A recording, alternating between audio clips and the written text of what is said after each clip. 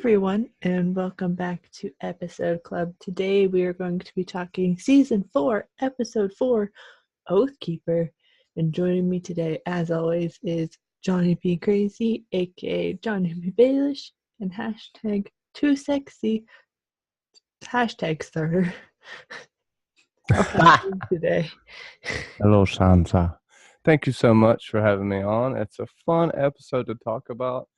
Grey worms learning to read and some interesting facts we'll talk about with that. Lots of cool stuff with this episode. It's a really good episode. Hate we couldn't go live, but hey, thanks for joining us on the podcast because it's going to be a fun time. Yeah, it's a really good episode. We get sort of some pairings that really develop more in this episode. We get like you said, Greyworm and Missandi and Jamie and Brienne, their relationship kind of develops, but then becomes slightly stagnant after this episode. Yeah, we get a few good things, and obviously we're preparing for the mutiny at Craster's. All that fun stuff happens in this episode. So let's get right into it. So the first scene that I have is basically Greyworm is learning how to read, like you said, and Missandi, the lady who knows all languages, is teaching him, and he knows how to speak these words, but he doesn't know how to enunciate them properly. And she tries to fix that before, obviously, Dany does her Dany thing and tries to take a city. What do you think about that? Well, one, first non-white character focus scene. What took them so damn long?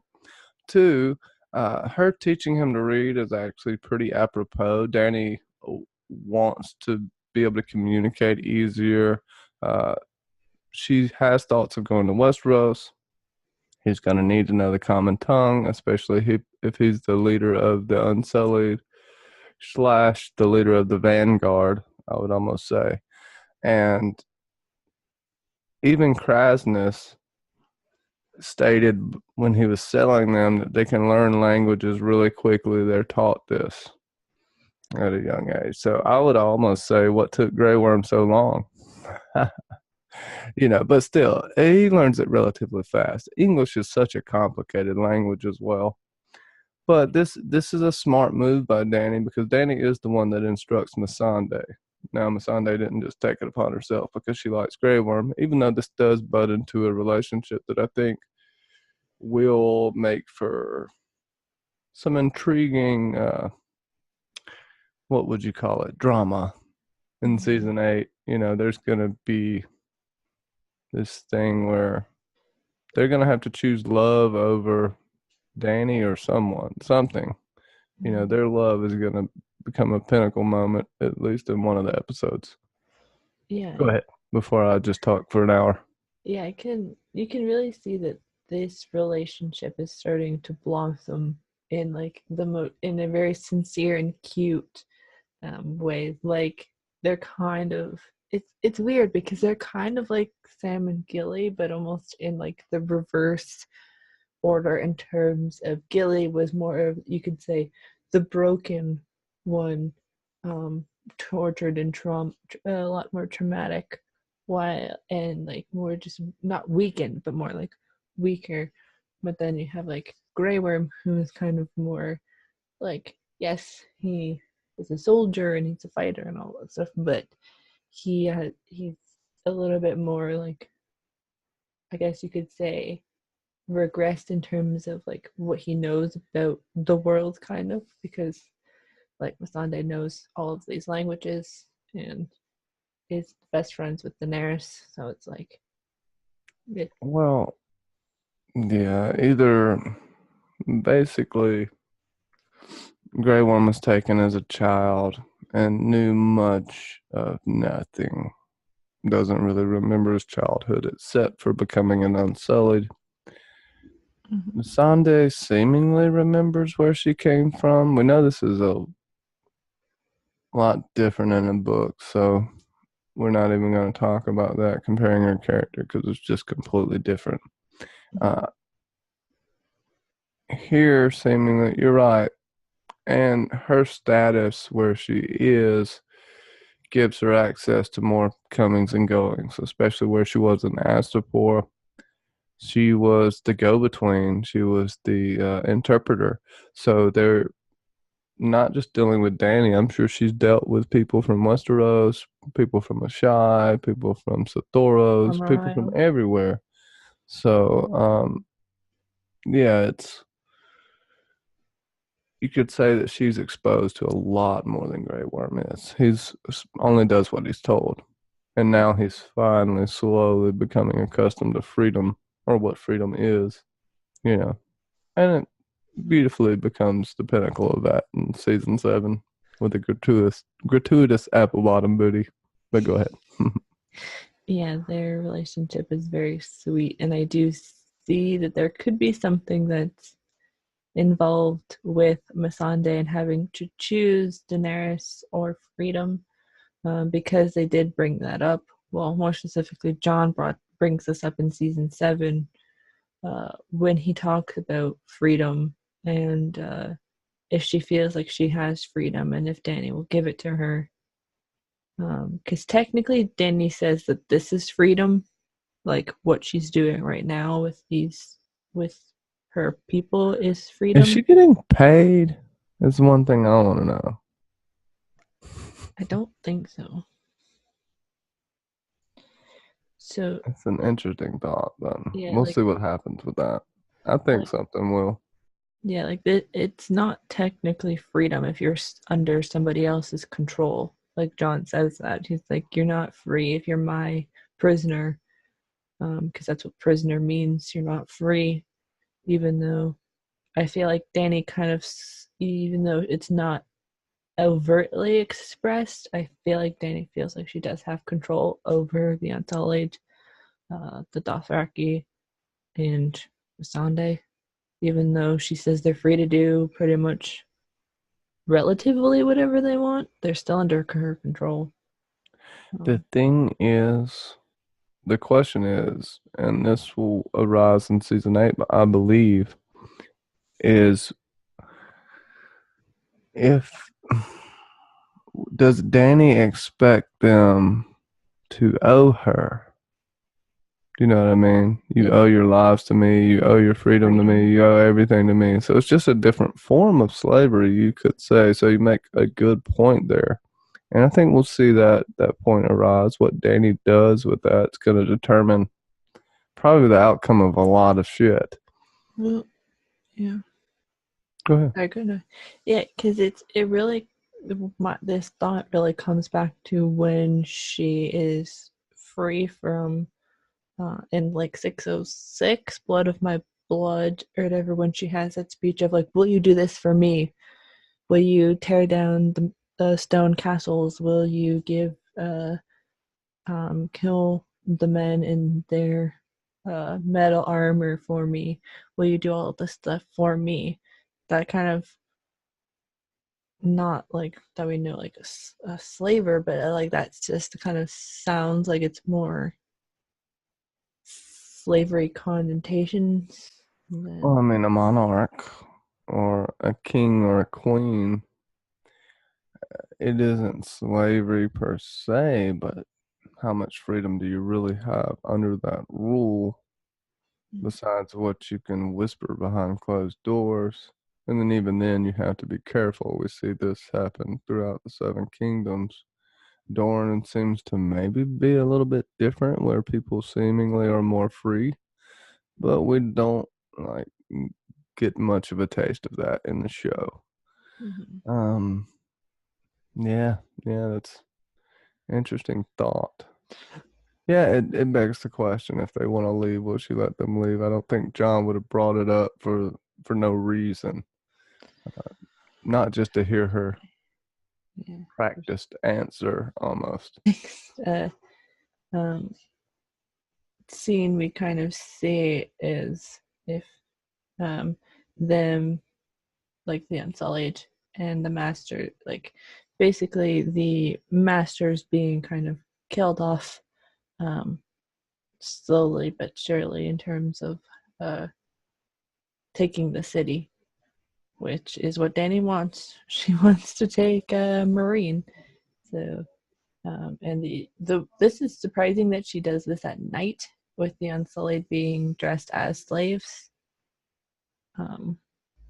What did you feel about like how she kind of not she probably didn't direct them overtly, but kind of them taking the city overnight instead of during the day? Yeah, one, Franco is not happy about it.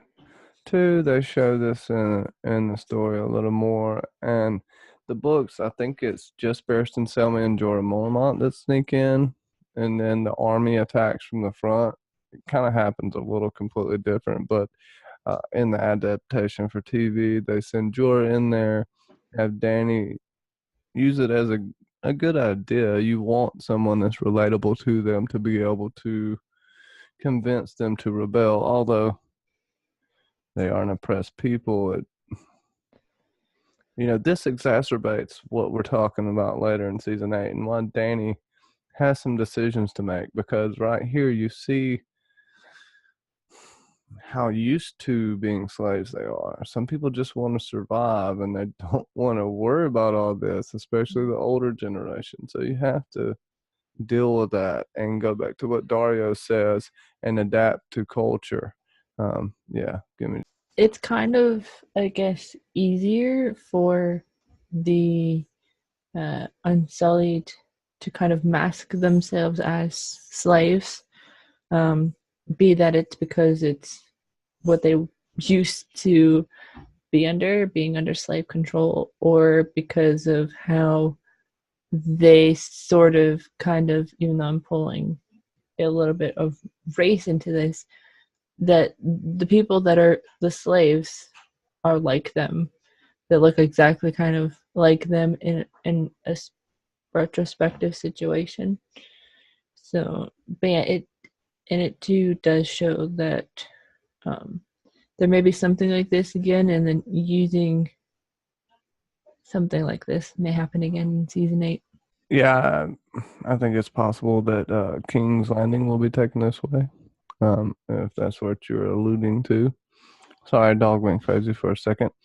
And shout out to James Franco, the dog. He's feeling a little rough, so everybody give him some thoughts and prayers in the chat or comments. Sorry, used to streams. I could see this happening. I also see like Arya. Who else could we have going there with Arya? I don't even know if the Hound would go. Yeah, he doesn't like King's Who else Landing. would be sneaky enough to go with Arya? Because I don't feel like Arya may go alone, but then you have to wonder. I feel like they may put her with somebody else, and maybe this is where Jaqen kind of comes in, like sneaking in. If you have two sneaky people show up, like you don't want to obviously have the Hound show up, because then that's completely too obvious. So if you have someone of like Faithless Men or something like that show up, that could be a thing potential, because the Hound is recognizable. Arya with the Hound will probably be recognizable. So you kind of have to just, unless they somehow give Sandor Faceless Men powers, which is like Theon's off on his own in King's Landing. I don't know that he's gonna do that. Like, I kind of agree with the other people. We've been saying this. I think JR's been saying this, that I pretty much think he's gonna burn Euron's fleet and try to get the hell out of there. Whether it's gonna, I don't think it's gonna go that simple. I do think he might get caught or killed in the process. Yara becoming the queen of the Iron Islands, or whatever the hell you want to call it, would be really cool. The thing is, I feel like Theon dying would be counterintuitive to his story arc. Mm-hmm. But I don't see him killing Euron in a one-on-one. No. Him and Yara could take him out. But I'm trying to think of who else could be in the general area at this point in time. And where exactly Euron is. Is he headed Well, he's coming with the Golden Company. around? Is he trying to go to Winterfell, or is he going up the White Knife? Is he going around the bottom of Dorne, up the other side? Is he cutting through? You know what I mean? Where is he going to? Is kind of what I'm wondering. There's a few places he could head. It just depends where Cersei's sending him. Because I don't know. I'm rambling. Go ahead. Well, right now, Euron's on his way, I guess, back with the Golden Company. So it may take them like half an episode or the full episode to show up, maybe. Because we have to assume that probably from the time that they get from King's Landing to the Winterfell is probably a fortnight. So, it would take probably maybe like a month at sea. King's Landing to Winterfell take even more than a fortnight. It's a long, long ways. It should take a couple of months. Don't know if they'll do that. Well, we know how time works on the show. So, well, they said, well, it's a month. Well, what was it like in the first episode? They said it was like a month in the summer to get to from King's Landing to Winterfell with Robert Baratheon and the royal procession. So I'd assume it would take like 6 weeks. Yeah, it definitely took longer than that in the books. Like 6 weeks or something at least, or 2 months with the winter showing up. It would take a long time. But if you're cutting through, and I don't know if you can cut through going, I don't know if you can cut all the way through the country with the rivers. I can't remember. I know he's kind of in Old Town. I wonder if he'll show up at Old Town for some reason. Since he's there in the books, and going up toward, back toward Pike and past Pike up toward Winterfell. But damn, it's hard to say. He could try to come up. He could go up to the north and try to attack from the north down with the Golden Company coming from the north up. Going back to JR's thing with maybe the fighting happening in the neck. I don't know. I'm just rambling here. Spitballing stuff. But pretty much after this, all of the slaves want to kill all the masters. And if I go back just a second, there's on the wall in Meeren, it says kill the masters. In what we presume is blood, it could be paint. And a quick scene of a master being killed. So now they've decided that they're going to revolt against their masters, which leads Dany to taking the city. So, what did you feel about this? I just think quickly, the guy who actually made the Valyrian language for the show and has made writing for other shows, actually volunteered to make writing for this when he saw the script, but they didn't go with it. I guess they felt that they wanted the audience to be able to read it, even though that's not the language even spoken there by anyone except for pretty much Dany. They do use this later.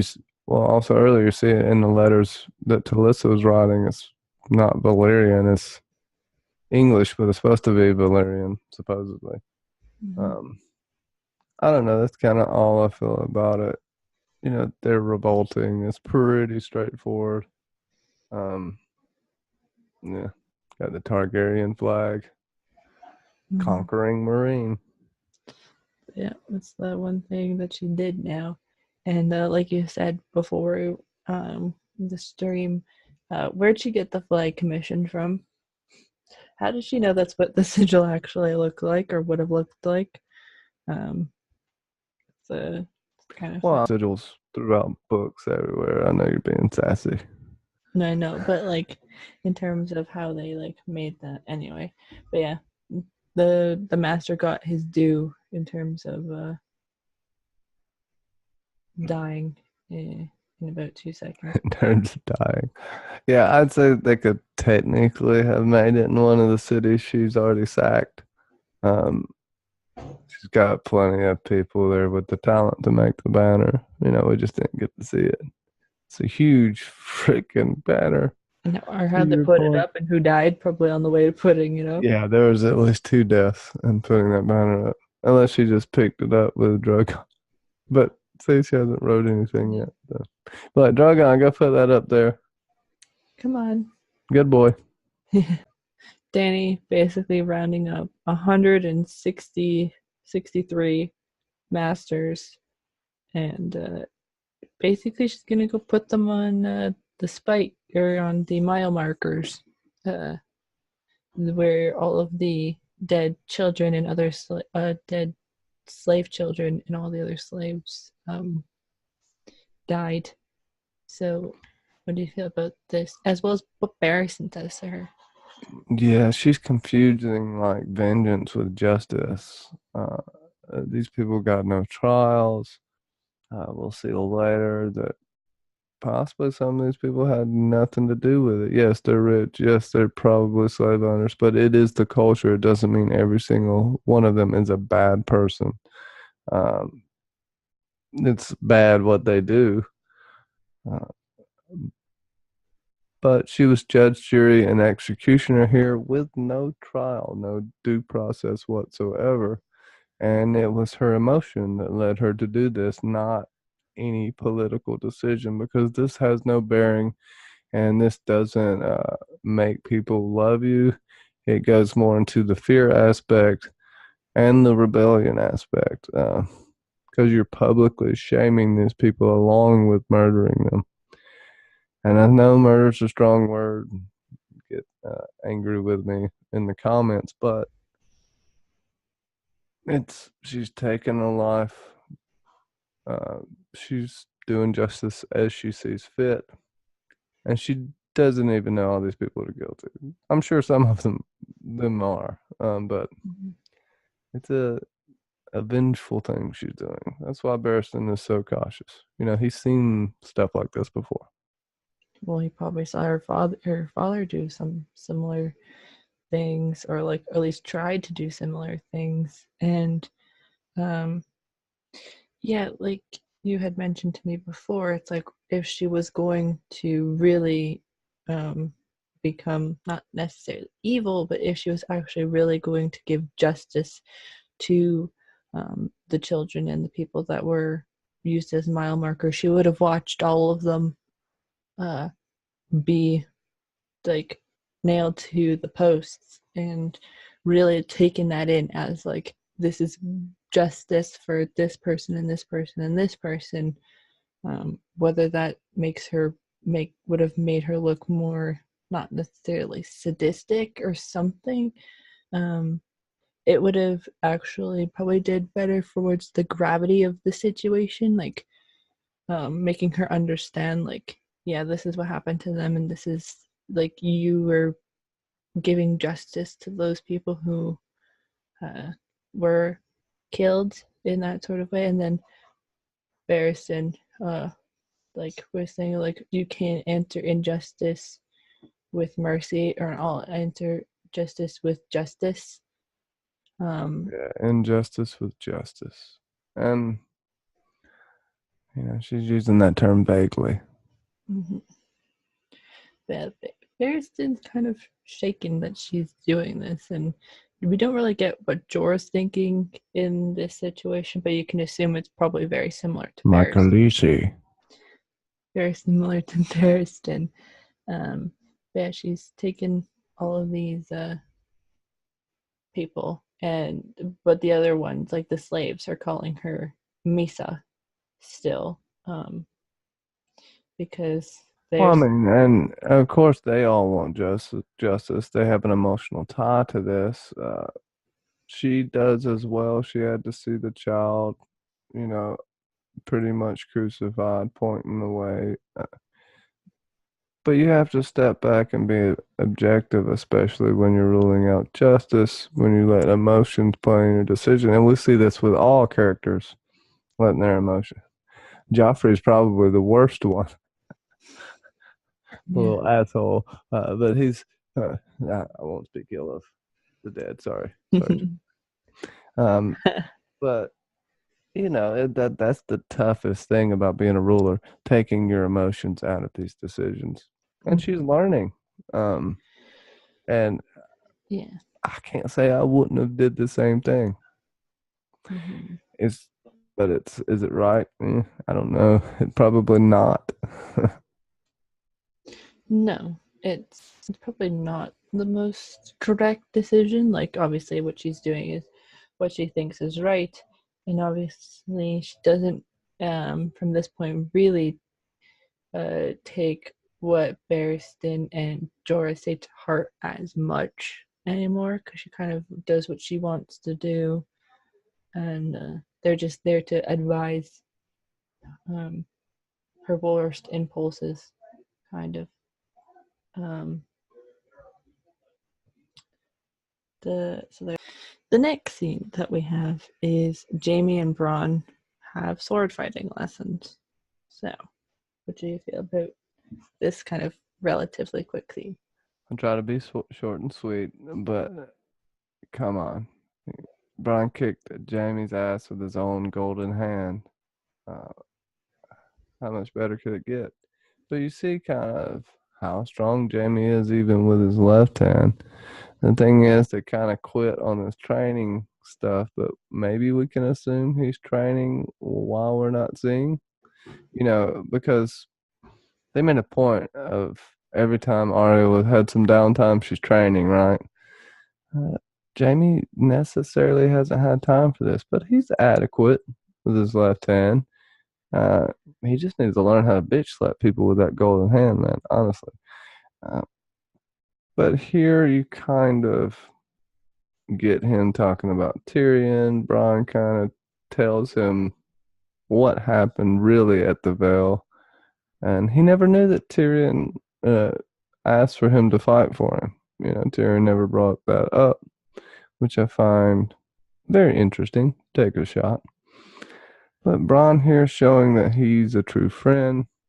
If he is a Rain, he's in love with two Lannisters, so it's pretty odd.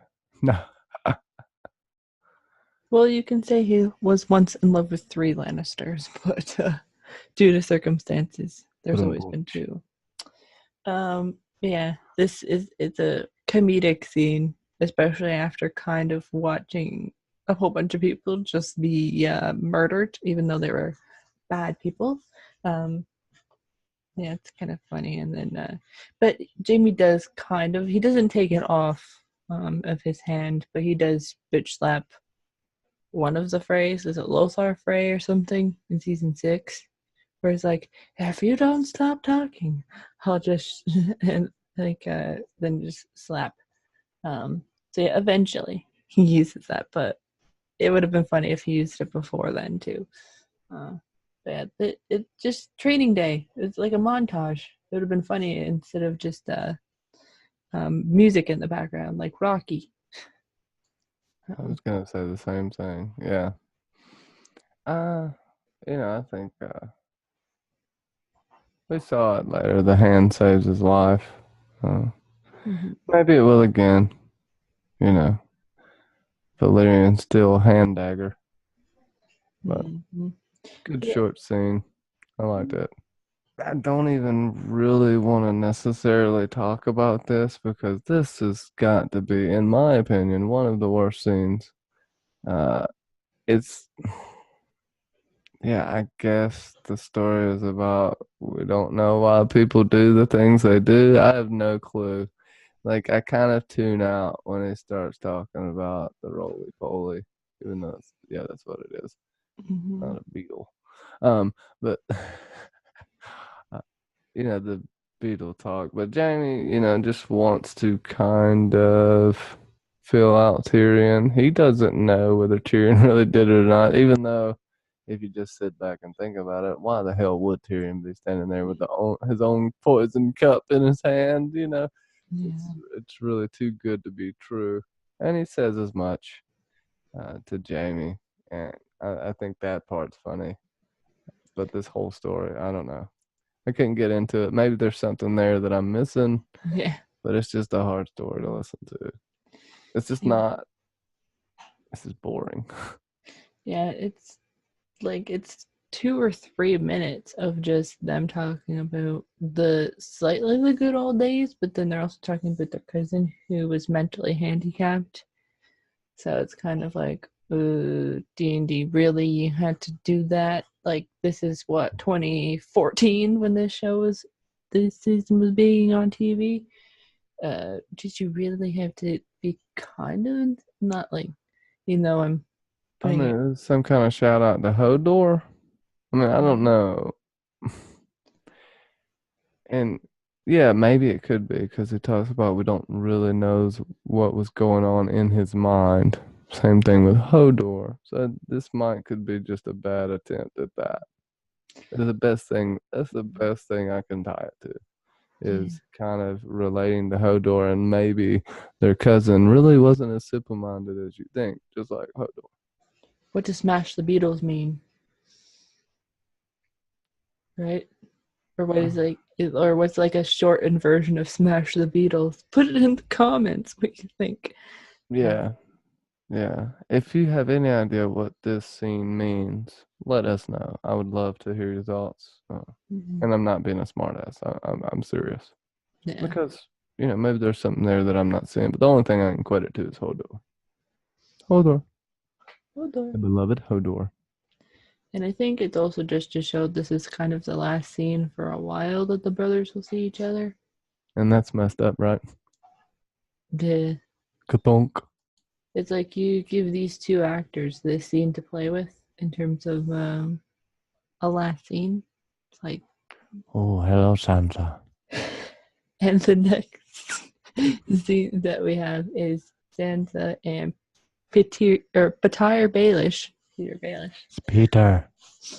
and they're on the boat all the way up to the Erie, and yeah, they're talking about like safety and kind of Peter's side of Baelish's side of the necklace situation.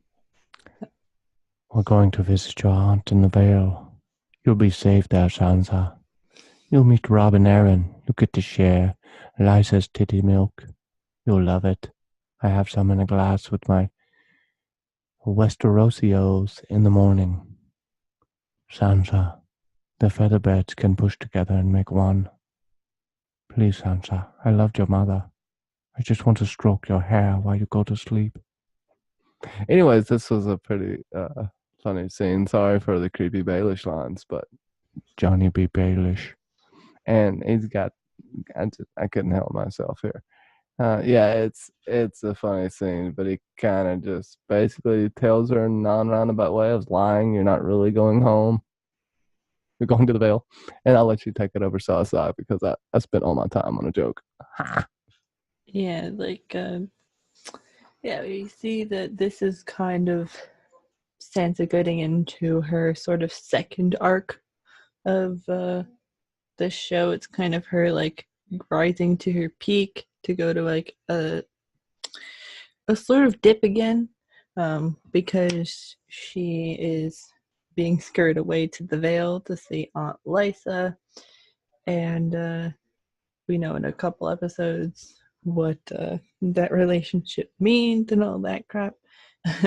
But yeah, it's just her being protected by somebody again, which she feels like she owes maybe something to, or like her safety.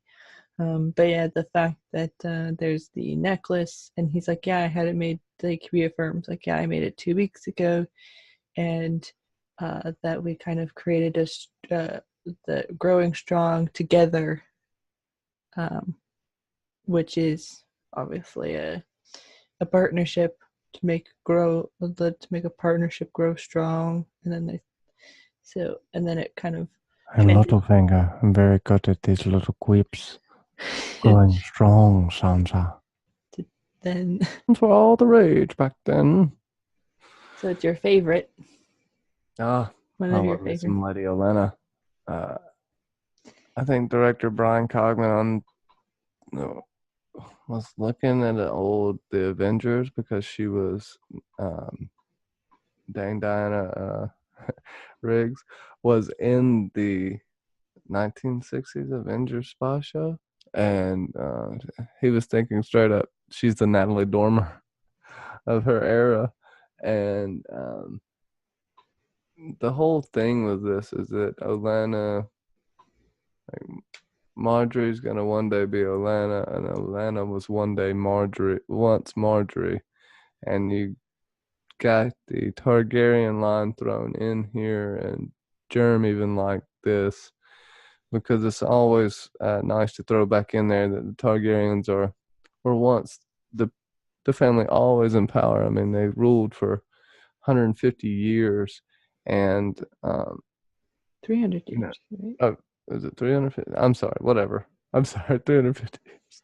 I'm in the middle of Fire and Blood, so I get conflated. The, Uh, the dynasty of the Targaryens was about 300 years. Because Fire and Blood's just half of part one, is half the yes. story. I mean, it's been 150 years since Dragons, I think. Mm-hmm. I'm just getting the numbers mixed up here. Um, but she has a good rapport here and definitely in telling about what she had done. But she doesn't have a sister in the books. The sister she's referring to was Daemon Targaryen's sister, and the Targaryen she was betrothed to was Daemon Targaryen. And the sister was betrothed to her late husband, something Tyrell. What was his name? Do you remember? Lothar? Luthor? Lothar Luthor? Tyrell? Yeah. And Daemon Targaryen was a lot like Loras. And this kind of explains why she's so cool with it and why she understands it and why she thinks it's so normal. Because Daemon was this way, Loras was this way. She knows Oberyn is this way, and I'm sure there are plenty of other people that she's known that are this way because it's honestly, if you look back in history as well, it's a normal thing. It even happens in nature. Like, just there are many different sexualities. It's just happens, and it's a good example of that, and kind of teaching, you know, just an example of her teaching Marjorie everything she knows in a roundabout way. She uses good, clever stories to tell her what to do. Mm-hmm. Right. Yeah, the clever stories are basically you're a woman, you're basically a queen. Use your sexuality a little bit, and you'll get very far with Tommen because he is not as mature as Joffrey was when you two were betrothed. So yeah, you can use your ways because she tells us a story about how she basically seduced who her future husband would be, um, and yeah, that she won him over that way.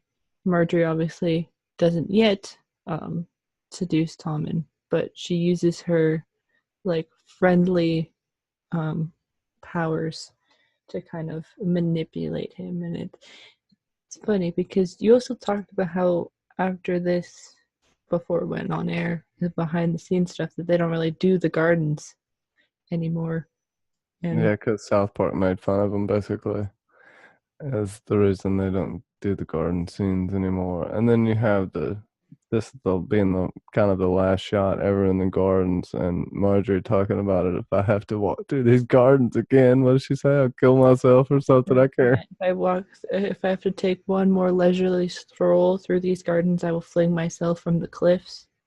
Yeah. So I think that was kind of a shout out to. I don't know if it was before or right before or right after this episode is when the South Park episode had aired, and it was like a Black Friday episode, and there were two different factions, and they're doing these rose garden scenes with Cartman in the neighbor's backyard. So yeah. Anyways, if you haven't seen it, check out that South Park.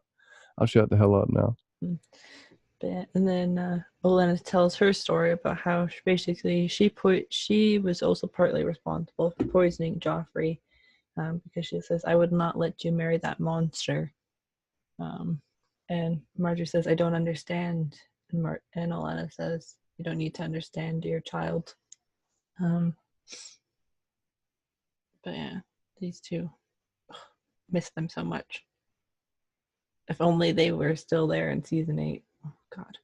So the next scene that we have is Jon and Gren essentially are instructing some recruits, but also some men of the Night's Watch into how to do swordplay.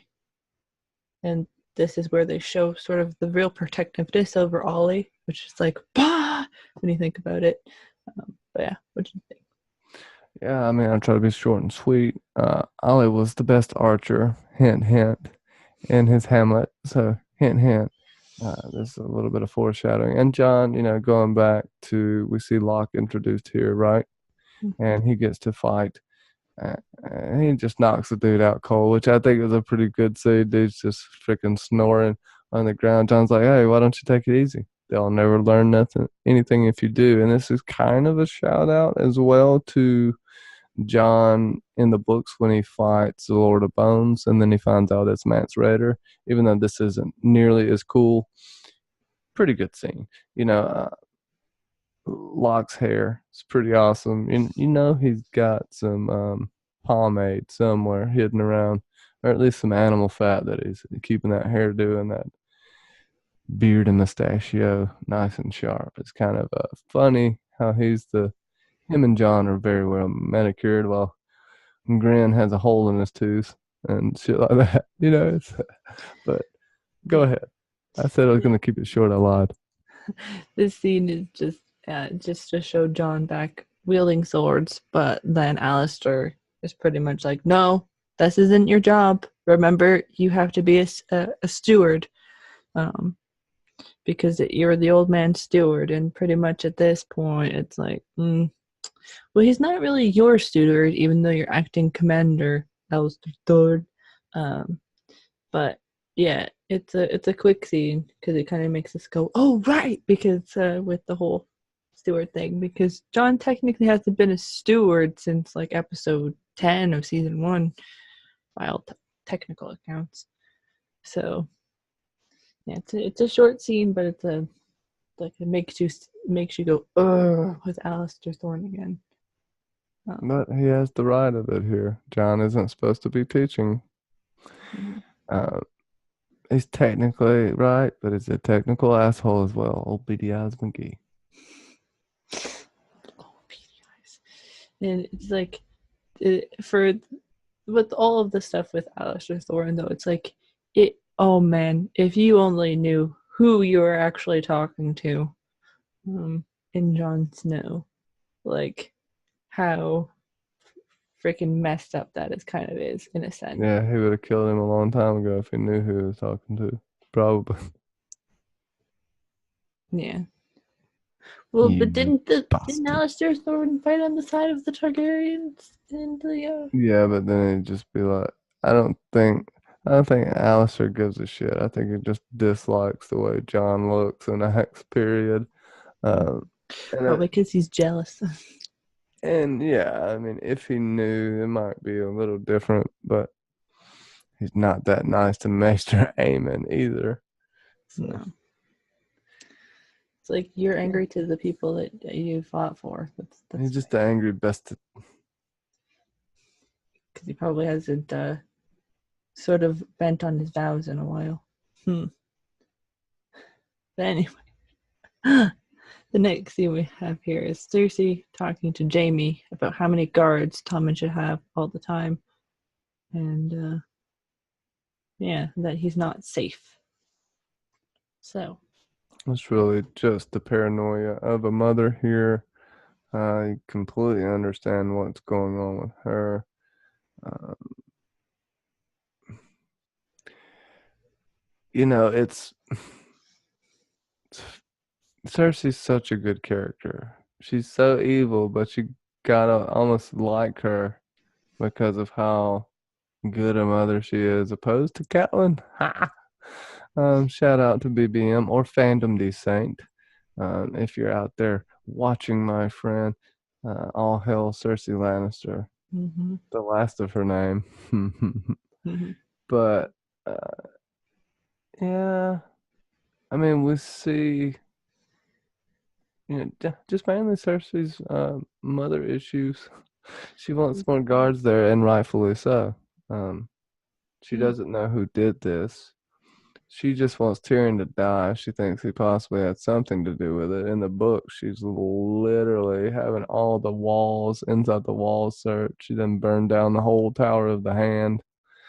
Um, so, and that's after, especially after Tyrion gets out later, she burns down the Tower of the Hand and shit because she just thinks he's in the walls. Mm-hmm. Uh, I would have liked to see her go a little crazier in the show, but they did well. Sorry, I'll shut the hell up now. No, it's okay. Yeah, pretty much this scene is just like you said, shows her motherly instincts and how she wants 4 guards at Tommen's door at all times, day and night. Which kind of makes the next scene kind of funny. But yeah, like this too is after the events of the last episode between these two. So obviously, Jesus, Cersei wants to be more standoffish, but yeah, motherly instincts and how her last child is wavering. Yeah, it's kind of a, and she keeps drinking. That's Cersei for you. She she's still in her mourning period, but does that mean she drinks more or drinks less? It's very hard to tell I because don't know. She just drinks in general. She took it from Robert. She learned how to deal with her problems through alcohol. Hey, mm, it can be seen as a problem, but it also can be seen as a coping mechanism. But yeah. Oh, here we go. So Marjorie is playing her little games of manipulation with Tommen, and she says that we will be friends and that we get to keep secrets. We get to keep secrets from everybody else once we're married, and that there's rumors going around that I will be married to you, which is like, oh, Tommen. That a whole bunch of people were just like, I wish Natalie Dormer came to me and told me that she gets to be my wife. Uh, somehow. this is the third installment of her trilogy in the bedroom scene with her third to be king, or almost to be king, whatever the hell you want to call it. We have Sir Pounce, which was a nightmare to shoot with, apparently, and Natalie Dormer did not have a fun time with that. I don't know if she got scratched up or what, but I know she was not having a good time with the cat. The cat wouldn't stay still. So this is why we don't see Sir Pounce anymore, unfortunately. Also, she's manipulating him a little bit sexually to an extent. And kid, dude that young, you're not gonna have to do much. She just has to be slightly enticing. And in the book, she tends to want to be kind of almost make friends with him, show him cool things, have fun things for him to do, and befriend him, which is the smartest thing uh, to do. She's very clever, Marjorie. Uh, I wouldn't say she's evil, but she definitely has motivations and good and evil at the same time. She's a nice gray character that is very manipulative and very good at it. Learned well from her grandmother. Boom, I'm done. I swear.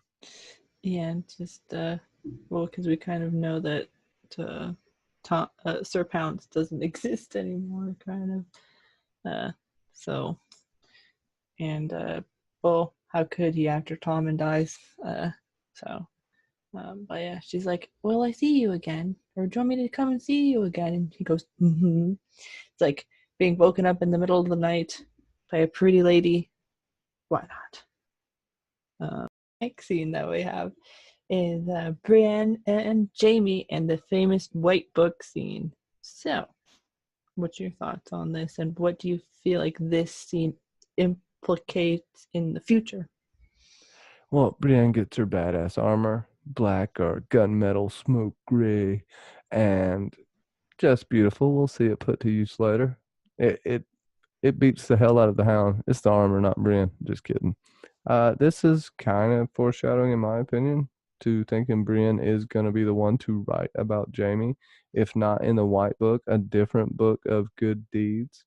I think we're going to have more than one person write a book to something you've said, something I've said before, that it's going to be an amalgamation of a couple of people that are learned, so to speak. You have Tyrion, Sam, Brienne. All these people know how to write and read. Not Kelly. saying that the Hound doesn't, but his house, he didn't really grow up reading and writing. That's why, more so, I think Brienne will do it. Maybe she'll be the first captain of the Queen's Guard along with the knight, but that's assuming that everything's going to kind of go the way it was. I still do think there will be a King's Guard / Queen's Guard, though. That's just logical. You still need your bodyguard or your secret service, whatever the hell you want to call it. Boom, go ahead. Yeah, I feel like with this, Brienne will most definitely. I feel like of the if we're coming down to which one of the two is going to survive, probably more likely it is Brienne. Brienne doesn't seem like she's a character that they're going to just kill off in the last season, unless it is to positively enforce Jamie into doing something else. I do see, like you're saying, that Brienne will write in the White Book, or she will have speeches like this, where she talks about Jamie, um, because who knows what happens to the White Book. But yeah, I don't know. Like, my whole thing with Brienne and being with the Queen's Guard is that she would always be Sansa's Queen's Guard. She won't ever probably switch to Daenerys's uh, side. She serves Sansa Stark. She swore an oath to Sansa Stark in season 6. Let's go ahead and piss everybody off. Danny's not going to live. Yeah, I know, right? Like, there's no way that Brienne would switch to Daenerys's side in term. Like, if Sansa did die, I don't think she would switch to Daenerys's um, side. She would probably take then Jon's side over Daenerys. She'd probably then just will have Jon as the king she serves, maybe. Um, like, if that comes to pass that Sansa does die, I don't think it's going to happen, because if they were going to kill off Sansa, they would have done it already. Yeah, think about it. We'll talk about this later, but So Danny doesn't even have time for people to get to like her, is what doesn't make sense when you think about it. She doesn't even have time for that. That's what makes me think she's gonna die, that she doesn't really have time for all this. She can die by being a savior. It would be okay if she lived, but I feel like it'd be hard for them to write that, given how she's came over, burned a couple of people alive, and that's it. But yeah, I'll let you keep going. yeah, and then Jamie gives Brienne what will be named in a few scenes from now, Oathkeeper, which is Valyrian steel. And this is like the only time you can actually see how Valyrian steel looks, where it has like that more wave within it, because in Longclaw they don't really ever show that in other Valyrian, because like Longclaw is pretty much the well-known Valyrian steel sword up until this point, besides ice. So Even ice didn't look like that in the show. I think that might be something some newish they did to it. yeah. I'm pretty sure it'll look all perfect in season 8, like completely different sword. Joking. And then Brienne gets, she says, I can't accept it, but he says, do it for Lady Catelyn and do it for her daughters. You have to find her, right? Find her daughters. Like, we don't know if Arya's still alive, but you gotta go find Sansa. Find my sister-in-law is pretty much the subtext of this, is go find my sister-in-law and keep her safe from my sister, is pretty much what Jamie is saying here. And after this scene, after showing the beautiful armor that Brienne gets to wear, we see who now will be her companion coming up, and it happens to be Podrick. It's a pleasure to serve, sir. Me lady. Just Bronn to just looking Pod up and down. Oh, you become a decent lad. You know, it's like you having a honorary son. That's almost how I see Bronn talking to Pod, like it's not your son, but that's kind of the relationship. Yeah. A mentor, someone who actually cares what the hell you do and what you develop into, which is it's kind of sweet. Pod's face is just perfect in this. I won't say much else about it. I love it though. Yeah. And then Bronn gives Tyrion's Blackwater axe to Podrick because I guess they both assume that Tyrion won't need it much longer. And after this, he's like, "Why are you staring at me? Do you want a kiss?" Like it's like the comedy only Bronn can kind of portray in this. And after this, Jamie says what he believes is his goodbye to Bran. He says, "Goodbye, Bran," which obviously we know from the future is not the truth because they obviously see each other again. And Podrick is sent on his merry little way. But I'm surprised that because he is a pain, he doesn't know how to ride horses properly, which is a thing that comes up later. But I'm just like, you didn't know how to ride horses properly, but you're a pain, even if you are like a lower of the pains. Well, there are many Targaryens that didn't even know how to ride a horse. Some that were scared. It just depends on the person. Just because you're in a higher house doesn't mean you're necessarily going to ride a horse unless you're in the north. They make your ass. Some houses make you and some don't. The Paynes is more of a posh house, right? They're a little more, how would you say, soft around the edges, even though Ilyn Payne is the damn headsman. The way they live is soft around the edges. You don't have to learn how to ride a horse. You don't have to learn how to plow a field to survive. Stuff you have to do in the north to survive. You have to know how to ride this horse. You have to know how to, kill this animal. You have to know how to do this. Yeah, Pod probably just sat and had a good, comfortable life. A lot like Sam, right? Sam can kind of ride a horse, but I feel like he was forced to learn how to ride a horse by his dad, because they're the huntsmen. And that's kind of a thing that they do. So, yeah, I think I could see it, especially Pod probably being like the black sheep of the family as well. Because Tyrion definitely thinks it's a cruel joke on him that they send him Pod, but it ends up, tricks on you, bastards. Pod's awesome. Yeah. Pod is awesome. The next scene that we have is Sam and Jon, sorry, Jesus, I can't get my character straight today, have a conversation about Bran, there we go, and Gilly, and how Sam is so regretful that he has now gotten rid of Gilly and pawned her off to Molestown. And Jon's just like, we have to do things that sometimes we don't like to do, kind of talking about himself in this situation, maybe with Ygritte. And then he also talks about how he wants to go and find Bran, but he doesn't know where to find Bran until they basically deduce that Bran will be near Craster's Keep, and they go and devise a plan to have a few brothers join them. So, well, like you said, this is where Jon finds out that Bran's still alive. So he knows that Theon didn't kill Bran, so possibility that Rickon's still alive. So there's a lot going through Jon's head here. Isn't this where they say they both hate each other? Or is that a different scene?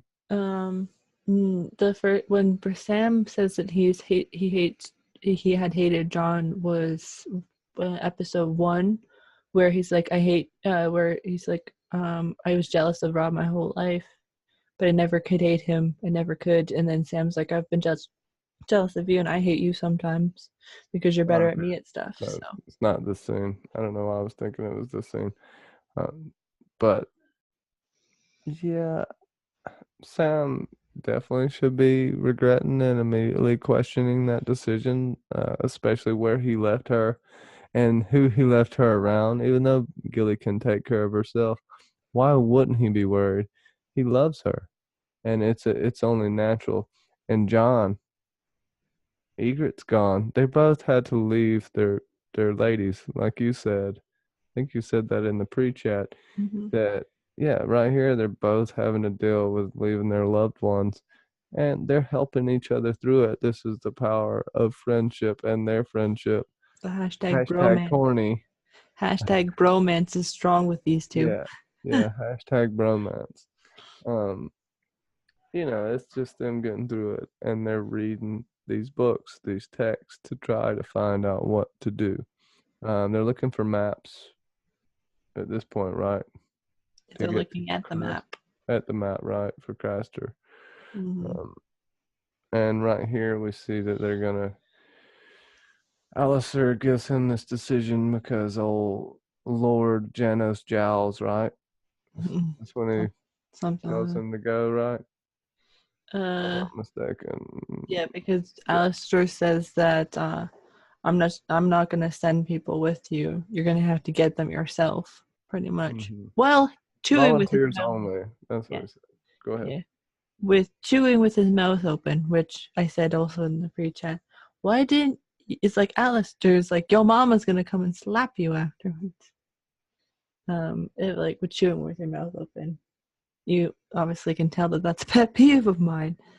But yeah, they John gets his men to go with him, and yeah, Yeah, and then yeah, because Pitt doesn't go. Pitt's not the best fighter, and plus he's a steward.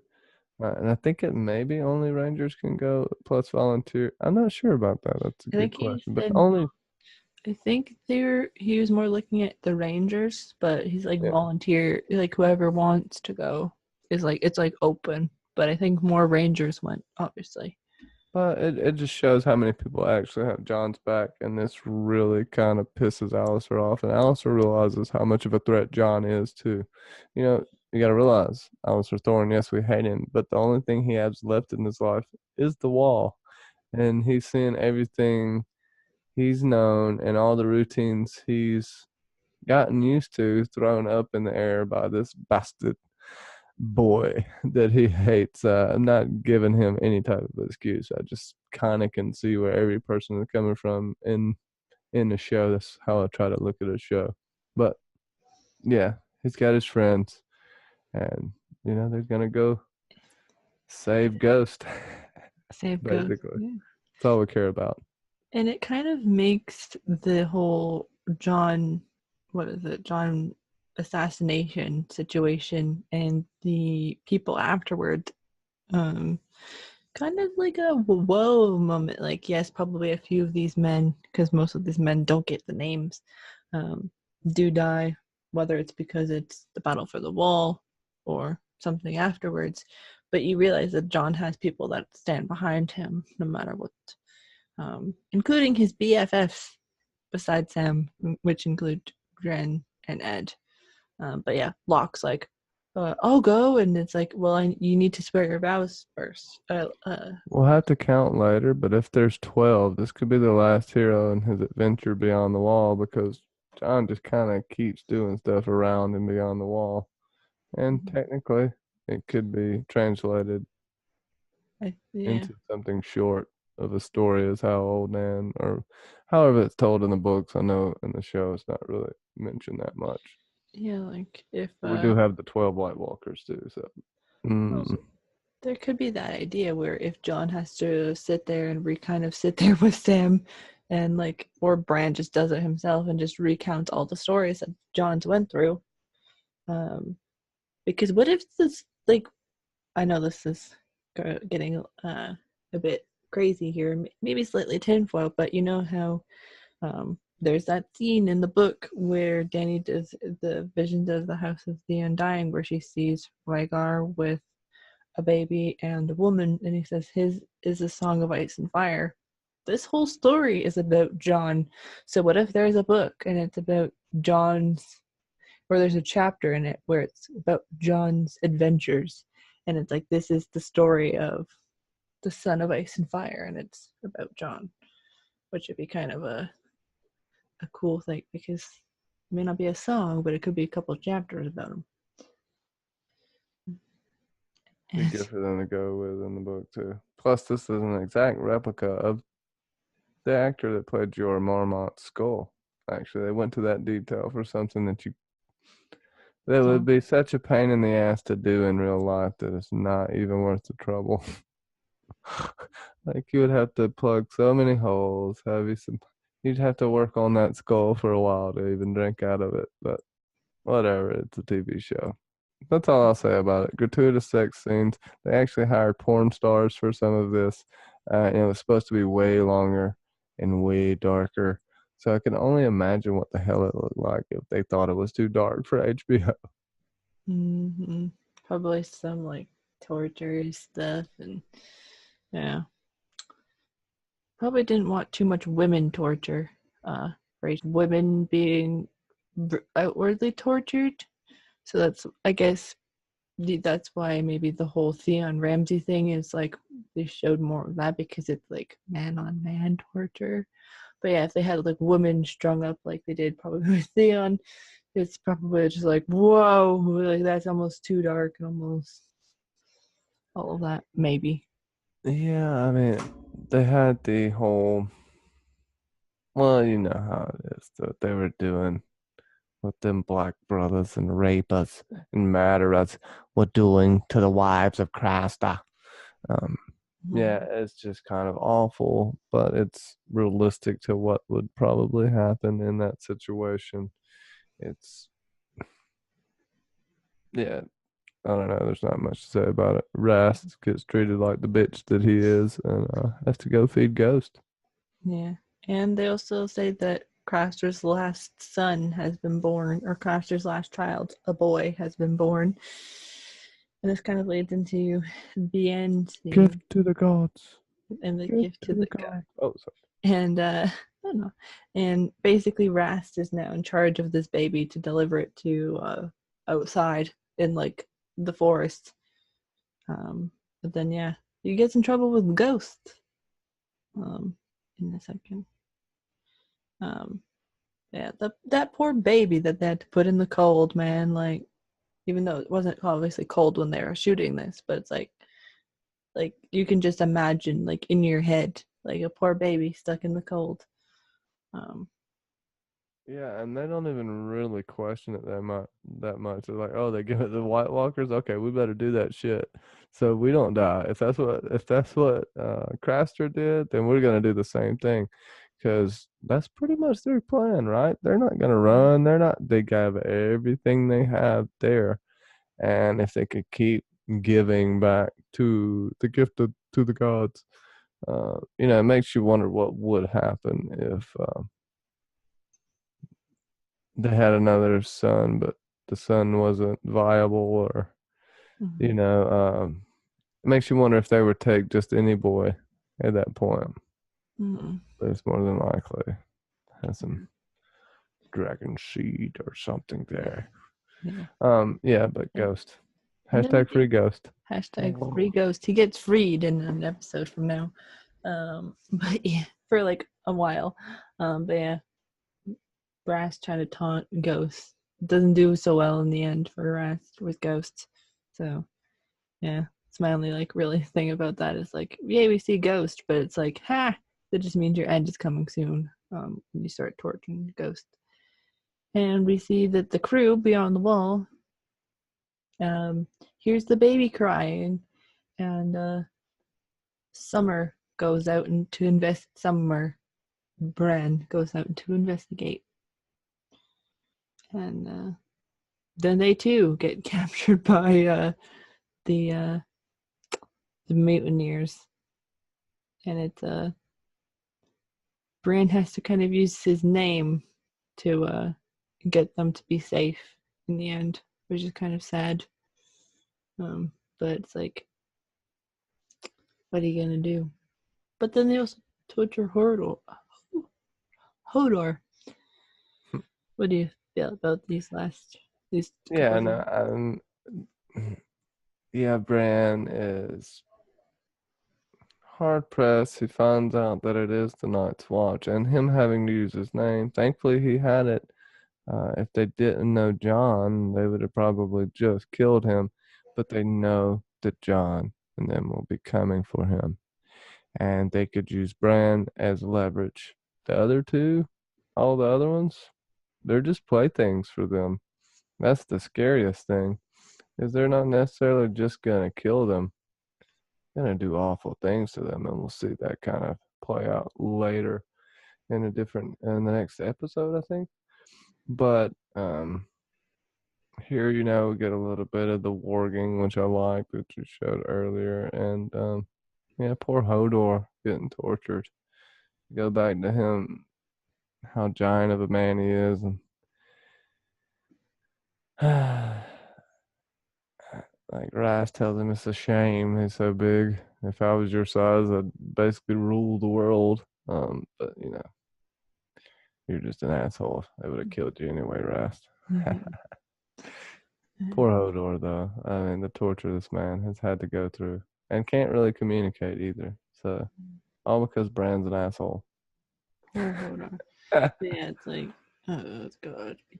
But it leads for great television later. But yeah, fucking Carl Quintana from Gene Alley wants to have some fun before he gets obviously murdered by John. And yeah, poor Brian too. He's like, and Mira has to basically keep Jojen from like going too hard with his um seizures. It is this one. She has the pretty hair, but yeah, damn playthings. Judging even have to use the thing where I can see the future and all of that just to try to get him to stop. I don't know. Basically, a sadistic serial killer. He killed people for 7 freaking silvers a person, and that's not really that much. Uh, and he apparently loved doing it. Yeah, just the seizures. That's just tough. This group of kids is just having a hell of a time. This is not your normal fairy tale. Mm-hmm. And Sorry for also talking. too, no, it's okay. And it's also too, John kind of doesn't know that Mira and Jojen are with Bran, because he says, "How far is a simpleton and a crippled boy gonna go?" Um, like in terms of Beyond the Wall. So it's like he doesn't know that Howland Reed's children are with his brother. So, if only they had played in Howland Reed. It's like, come on, man. um, the next scene that we get is the final scene in this episode, and pretty much the baby has been scooped up by one of the Night's King's many minions and is brought to the lands of always winter and placed on a pedestal just to go like ding ding touch. Yeah. What do you think about like what this means for potentially season 8 too? Wow.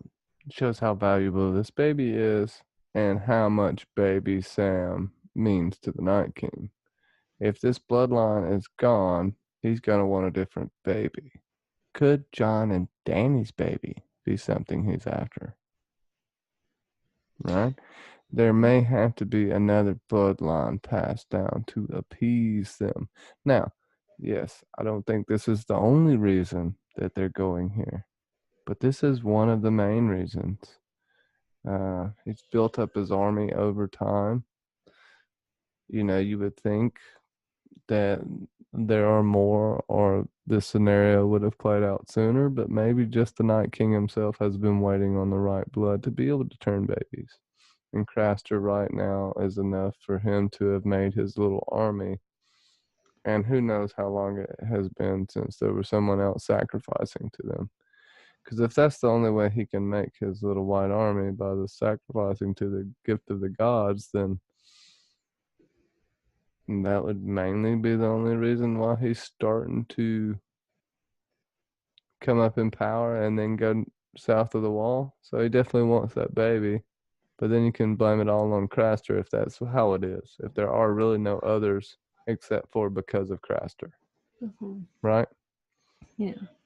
And yeah, like, because also too, that's then somewhat, like, even though it's not as obviously extreme as the Targaryen bloodline in terms of incest, it's still incest because it's like, what, at least 2 or 3 generations of kind of incest.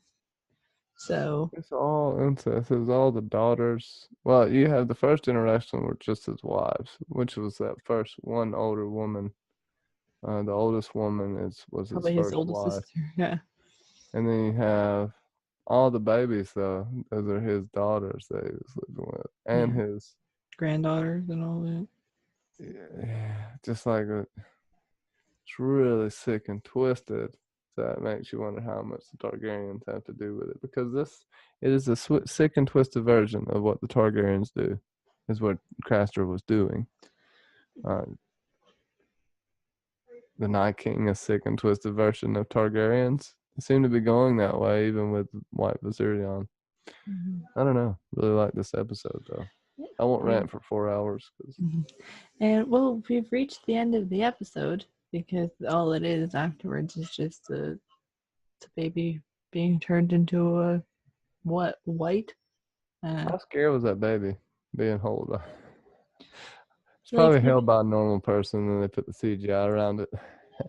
or probably just a person without the mask on. Yeah, poor baby.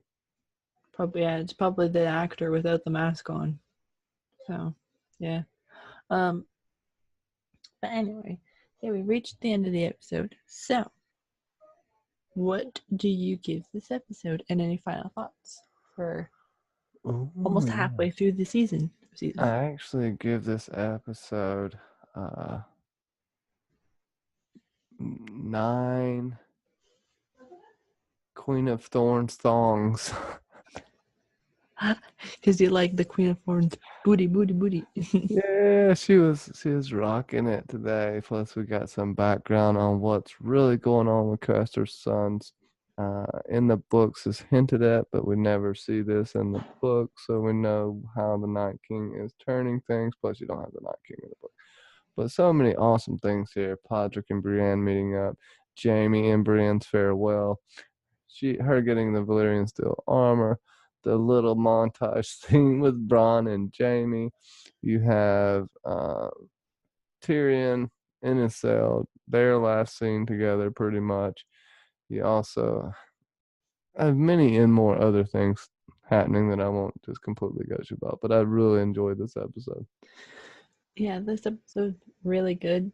Um, it's less like action heavy. It's more dramatic and setting things up for the back half, kind of. But even though episode 5 is still like more on the dramatic side, this more stuff that happens in this episode reflects what happens later.